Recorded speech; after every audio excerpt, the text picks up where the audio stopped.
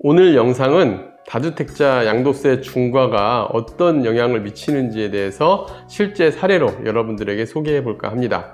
오늘 사례자분은 은퇴자분이십니다. 특히 주목하셔야 되실 것 같고요.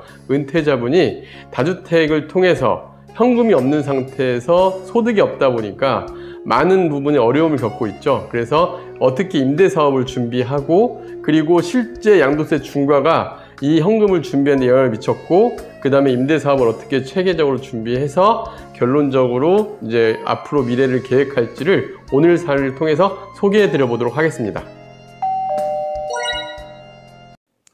안녕하세요. 월세고수TV의 최영씨입니다.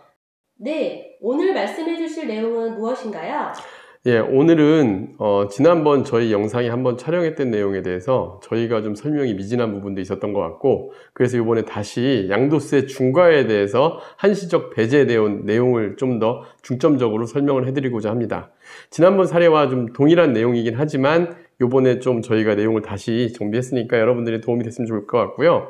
오늘 내용은 이번에 양도세 중과 한시 배제가 어떻게 영향을 미쳤는지를 한번 보여드릴게요. 일단 다주택 양도세 중과 1년간 한시 배제 내용을 보면 법령이 이렇게 바뀌어서 사실 법령이 한 줄이에요. 보유기간 2년 이상인 주택 2002년 5월 10일부터 23년 5월 9일 양도분에 대해서 주택수에서 한시 배제를 해준다는 내용이 첫 번째 핵심 내용이에요. 딱 두 줄 들어간 겁니다. 그 다음에 또 하나는 1세대 1주택 양도세 비과세 보유 거주기간 재기산 제도를 폐지했는데, 기존에는 만약에 내가 다주택을 보유하고 있다가 1세대 1주택으로 만들었다 한다면 이 시점부터 다시 보유기간 산정을 하고 비과세 기간에 들어가야 되는데, 이제는 그 과거에 보유기간을 했다 한다면은 이제 그 기간 제도를 폐지했기 때문에 훨씬 유리해진 상황이 됐는데, 이 사례자들이 이 제도가 어떻게 사례자분한테 영향을 미쳤고 어느 정도의 금액 차이가 벌어졌는지를 오늘 자세히 소개해 드려 보도록 하겠습니다. 네, 그렇다면 양도세 중과 배제 기간에 집을 팔면 얼마나 절세를 받을 수 있을까요?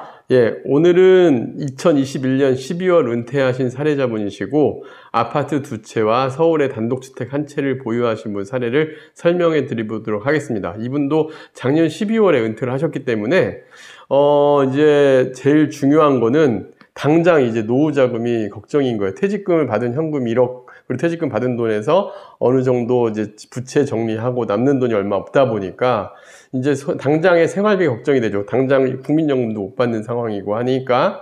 근데 이제 어차피 비용 구조는 커 있고 이제 지출 구조가 있기 때문에 이 부분을 어떻게 해결할지에 대해서 상담 의뢰를 들어왔고요. 근데 현금이 없다 보니까 당장 뭘 할 수도 없는 상황이었습니다. 근데 부동산 자산이 3주택이다 보니 이 부분들을 조정을 할 필요가 있었는데, 마침 이분한테는 너무 잘 된 게 요번에 양도세 한시 배제가 이분한테 큰 기회로 보여집니다. 이 기회가 어떻게 작용을 하는지 보여드릴게요. 먼저 이분이 갖고 있는 단독주택은 양천구에 있는 건데 대지 면적이 40평짜리 단독주택이에요. 그리고 지하철 9호선 역세권에 있는 물건이다 보니까 현재 오래된 주택임에도 불구하고 실거래가 기준으로 12에서 13억은 충분히 받을 수 있는 집입니다. 근데 이분이 2000년도에 매수할 때는 3억 5천에 매수를 했으니까 차액만 무려 9억 이상 될 수도 있어 보여요. 그러면은 차액이 9억 이상이면 지금 현재 양도세 중과제도에 의하면 이분이 만약에 아무런 조치 계획을 세우지 않고 그냥 무분별 이 집부터 팔게 되면은 가장 큰 문제는 8억 가까운 세금을 나올 수도 있는 상황이거든요. 근데 이 부분을 잘 조정을 하면 어떻게 세금이 정리가 되는지 한번 보여드릴게요. 자, 이분이 갖고 있는 다른 주택 두 개는 고양시의 아파트, 2001년에 매수했던 고양시 아파트가 이제 2억에 매입한 게 현재 4억 5천의 시세입니다. 이것도 예상 시세는 그 현재 매물 시세가 아니고요. 국토교통부 실거래가 기준으로 시세를 우리가 추정을 했어요. 아마 실제 매물 나와 있는 매물 가격보다 한 5천만 원 정도 저렴한 가격으로 평가를 한 거고요. 그 다음에 파주에 거주하고 있는 아파트는 3억 5천에 매입한 게 현재 6억 3천, GTX-A 호재 뭐 이런 것들이 반영이 돼서 한 2억 8천 정도 차익을 보이고 있고, 실제 보유 기간이 7년 정도 됐는데 장기 보유 특별공제나 이런 것들이 지금 현재는 적용이 안 되죠. 다주택자들에게. 고양시, 파주시 모두 조정지역에 들어가 있다 보니까 이런 부분들이 이제 그동안 집을 매각을 못한 이유들이 세금들이 워낙 크다 보니까 매각을 못했는데, 요번에 한시 배제가 어떤 영향을 미쳤는지 보여드리고 금액 차이가 크다는 걸 보여드려서 이분이 이제는 매각의 계획을 잡고 향후에 이제 결정을 하는 방향이 세워졌던 겁니다. 많은 분들이 그런 생각들을 하세요. 이 집이 더 오르지 않을까? 지금 이 한시배제 때 이 싸게 파는 게 과연 오를 것인가를 판단하시는데 세금 절세가 크다 한다면은 좀 싸게 팔아도 유리할 수가 있거든요. 그 부분을 좀 숫자로 좀 보여드리겠습니다. 먼저 요번에 그 장기보유 특별공제가 적용되는 부분도 다주택자는 원래 장기보유 특별공제가 적용이 안 됐는데 2022년 5월 10일부터 23년 5월 9일까지 양도시에 한시적으로 기본세율 및 장특공제를 적용을 하거든요. 그러면 장기보유 특별공제 다주택자는 1년에 3%씩에서 15년 이상, 1년에 2%씩에서 15년 이상 보유했을 때 30% 한도까지 이제 장기보유 특별공제를 해줍니다. 그러면 요 금액이 어떻게 차이 나는지를 보여드릴게요.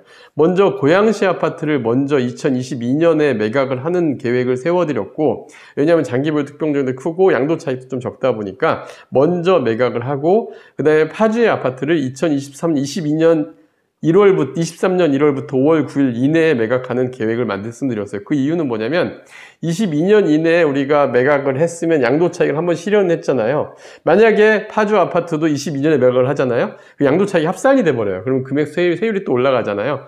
그래서 이건 23년 1월 1일 이후로 잔금을 하는 조건으로 매각을 하시라는 말씀을 드렸던 건데, 자, 세금 계산을 해보면 이렇게 됩니다. 3주택 고양 아파트 같은 경우 장기보유 특별공제 30%를 적용받게 되면 2억 5천 차익에 대해서 70%가 적용이 돼요. 30% 차감을 하니까. 그러면 1억 7,500이죠. 그리고 1년에 1회까지 기본공제 250만 원이 적용이 되면 1억 7,250만 원 차익으로 줄어듭니다.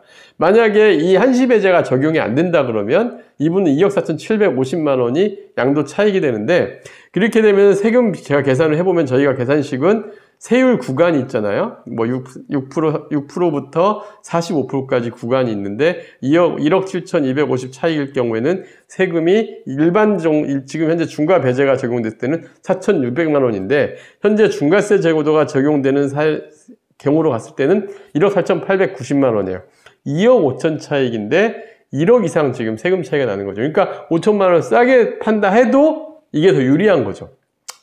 그 다음에 7년 보유 파주 아파트 같은 경우도 마찬가지입니다. 이제 내년 1월 1일부터 5월 9일 사이에 매각을 하면 만약에 중과세 적용이 된다면 2억 110만 원의 세금이 발생하지만 중과세 한시 배제 적용을 한다면 1억 400, 2억 8천 차익인데 지금 현재 세금 내는 차익이 1억 차이가 나는 거예요. 이거 역시도 차라리 5천 싸게라도 빠르게 정리하는 게 훨씬 유리한 게 여기서 차이가 나는 겁니다.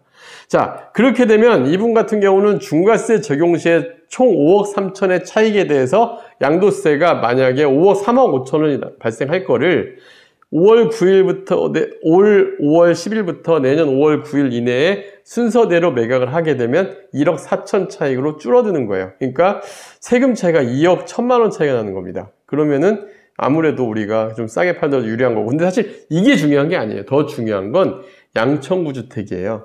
양천구 주택은 지금 거의 8억에서 9억 이상 차익인데 이걸 1주택으로 만들어 놓은 것과 안 만들어 놓은 것 세금 차이가 무려 지금 저희가 판단하기에는 한 5억 이상의 차이가 날 것 같아요.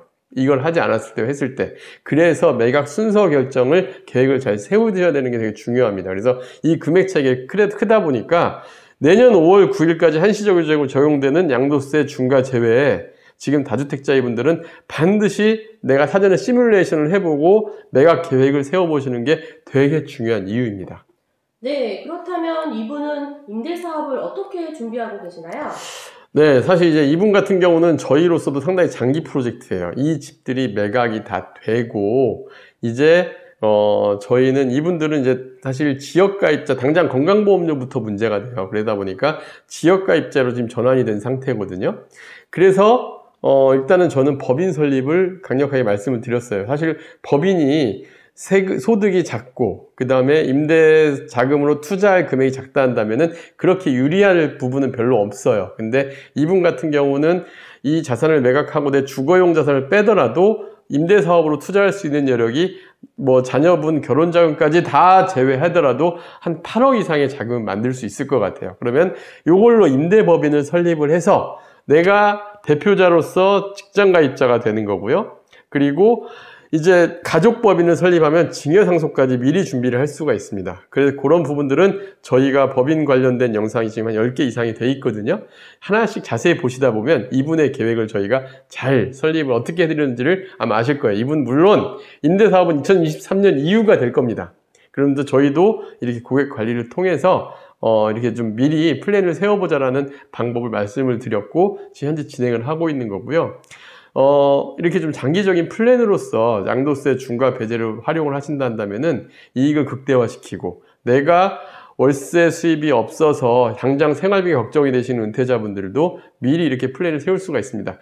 제가 보니까 은퇴자분들이 다주택자가 되게 많으신 걸로 알고 있어요. 그리고 또 실제 그런 문의가 되게 많습니다. 여러분들도 미리 계획을 세우고 요번에 한시 배제되는 요 시기에 잘 활용을 하셔서 좀 은퇴 준비를 좀 잘 하셨으면 하는 게 오늘 강의의 목적이었습니다. 네, 다음 강의도 기대하겠습니다. 네, 감사합니다.